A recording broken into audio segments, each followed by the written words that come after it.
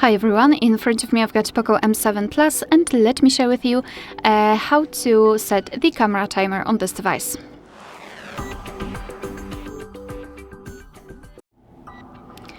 So let's begin with opening the camera. And now we are in the standard photo mode. So all we have to do is to tap on this arrow at the top so we can open the options and tap on this hourglass icon. Here in this device we've got 4 different options connected with the timer, so off, 3, 5 and 10 seconds delay.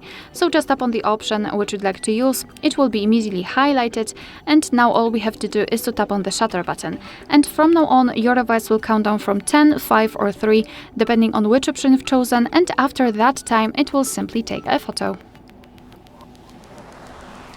Alright, and of course you can always turn off this option. Just go to this arrow again, tap on the timer and choose this crossed out icon.